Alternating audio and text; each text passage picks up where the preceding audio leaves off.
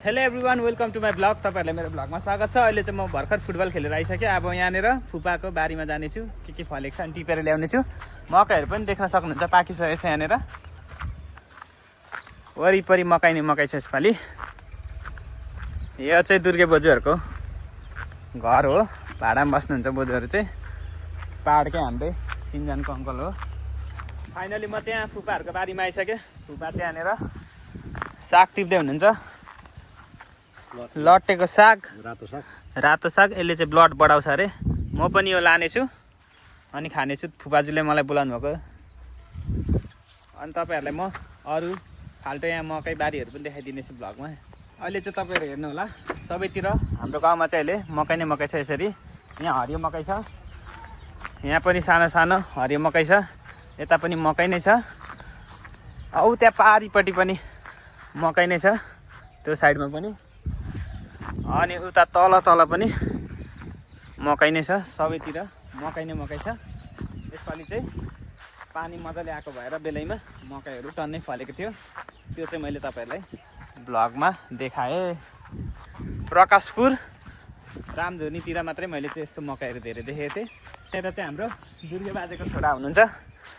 ओ भाइ, कहाँ भागेको? आऊ यहाँ, आऊ छिटो आऊ यहाँ, जाउँ डुल्न। यहाँ सानो भाइ चाहिँ यहीँनिर छ। म आएको देखेर डरले भएको। अनि यहाँनिर मैले दुर्गे बोजू भनेको चाहिँ यो घरमा बस्नुहुन्छ। यहाँनिर दुर्गे बोजूले चाहिँ कस्तो मजाले करेलाहरू रोप्नु भएको छ यसरी। अनि अर्को साइडमा मैले जुन मकै छ भनेको थिएँ तल्लोपट्टि पनि, त्यता पनि मकै नै हो। त्यो पनि मैले भ्लगमा देखाएँ। यति मजाले करेला रोप्नु भएको छ, एकदमै दामी छ। चाहिँ देख्न सक्नुहुन्छ बोजूहरूको, दुर्गे बोजूहरूको गिरिराज कुखुरा छ। यति बबाल छ। म खोर खोलेर पनि देखाइदिनेछु। यस्तो बबाल ठुलो ठुलो कुखुराहरू छ।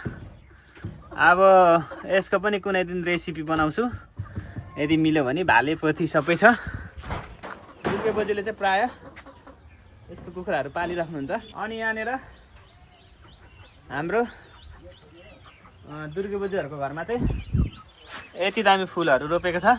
हेर्नु होला, पाहाडमा जस्तै छ यो फुलहरू। भाइ पनि आइसक्यो। है किन भागेको? ह्यान्डचेक। दुर्गे बाजेको छोरा हो यो भाइ चाहिँ। ओ ह्याप्पी, हेलो, ल खाजा खाऊ ल। भागो भाइ चाहिँ। अब म फाइनली फुपाको बारीतर्फ जानेछु। यो भ्लगमा तपाईँहरूलाई म माइजूहरूको हालको प्लस्टर हुँदै गरेको घर पनि देखाउँछु।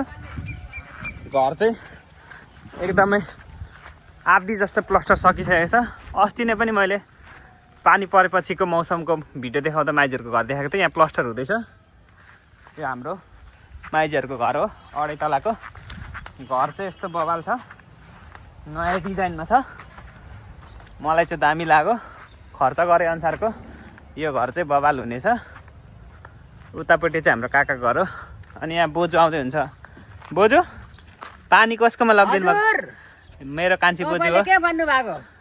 तपाईँ होइन, नाति हो म। बोजूले चाहिँ यहाँनिर पानी लगिदिएको हुन्छ दुर्गे बोजूकोमा।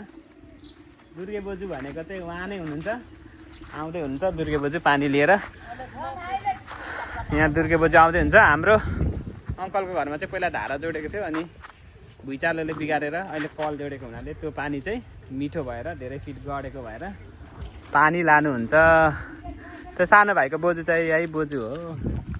अब म प्लास्टिक ल्याउँछु अनि त्यस पछाडि फेरि लट्टेको साग टिपेर लानेछु। फाइनली साग चाहिँ मैले यति धेरै टिपिसकेँ प्लास्टिक ल्याएर लट्टेको। तपाईँहरू हेर्नु होला, फुपाजू पनि त्यहाँ पछाडि टिप्दै हुनुहुन्छ।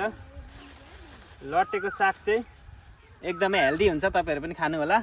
अनि यसै गरी आजको यो मेरो भ्लगको इन्ड चाहिँ यहाँनिर हुनेछ। तपाईँहरूलाई मेरो भिडियो मनपर्छ भने लाइक शेयर कमेन्ट गरिदिनु होला। फेसबुकमा मलाई फलो गरिदिनु होला भिडियो भेट्नुभयो भने। युट्युबमा मेरो भिडियो भेट्नुभयो भने मेरो युट्युब च्यानललाई सब्सक्राइब गरिदिनु होला। See you on next vlog. Bye bye. Thank you for watching my video.